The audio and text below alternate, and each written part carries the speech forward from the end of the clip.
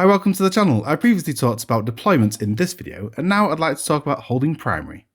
It seems simple, just hold objectives to win, and especially as primaries are 50 points, that's 50% of the overall available. It's now really important. So if you can't hold 2 a turn, you are setting yourself up for a loss. The things to think about is what units you'll put on objectives. You need a plan that isn't just putting one unit on and hoping it's still there in your next turn to score points. Some games will be constant back and forwards with your opponent battling for objectives. You hold objectives through having the most OC. You want lots then, either a few high value models or lots of small value models. It's done on a model by model basis, so consider in movement, charging, piling, consolidation, how many models you can get in range of an objective.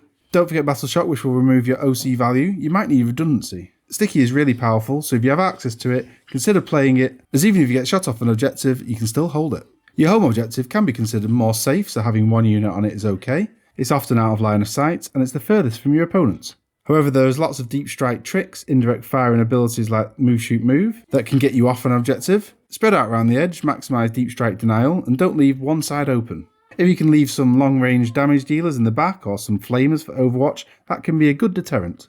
On the flip side, if you have indirect, deep strike or fast units, try and get your opponent's home objective, as it could also be weakly defended.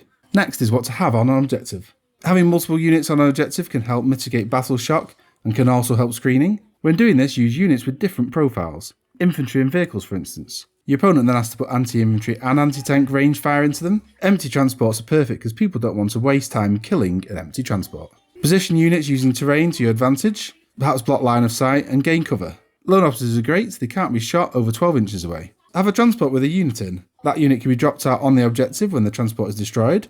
Although units are battle shock leaving a destroyed transport, by the time it's your turn, that'll be gone and they'll score points. You want to get the vehicle to soak up as much damage as possible, so use strats like -1 to hit. Lots of models on an objective forces your opponents to put weight of dice into them. Something that's high durability forces them to focus anti-tank or elite shooting. Things with high toughness, lots of wounds, good saves, damage mitigation and feel no pains are great on objectives. And does your army have some character to keep OC when battle shocked? This is perfect. There are a few abilities that if you have in your army will really help you out. Things like stealth, fight first, get back up if you're killed, be able to move when an enemy gets close, or deep strike denial. And then things you should know about your opponent's army that can help you plan. Do they have 3-inch deep strike? Can they move, shoot, move? Can they advance and charge? Do they have extra movement strats? Pluses to charging or 6-inch consolidation? Stop being out-OC'd by positioning better on an objective. Use engagement range to screen an objective and stop units getting close. Use the 2-inch coherency to spread out. Don't forget large unit coherency and needing to be near 2 models. Use the triangle formation to keep it and be spread out. Have a cheaper disposable unit to push deep strike out further and block units coming in charging. A 40mm base in the centre will stop units that can deep strike 3 inches away from being on the objective. These abilities could lead to being shot off, so have 2 units on, only needed against factions that can do this. Use sticky to keep them even if you're killed off. 3 smaller base models can do the same thing. Against move, shoot, move, surround the objective and it blocks them from getting on. Take dead models from the opposite side if they're shooting you. And with an ability to bring models back, bring them back onto an objective to hold or to out-OC your opponent. Now dealing with melee. Be aware of units that get 6-inch consolidation. It can be massive to stealing objectives. Find out what a melee unit's threat range is, movement, advance and then charge. Against melee threats you don't want models at the edge of an objective. Keep them as far away as possible. Make it as hard as you can for your opponent. Perhaps screen 4 inches in front of an objective and stops consolidation on afterwards.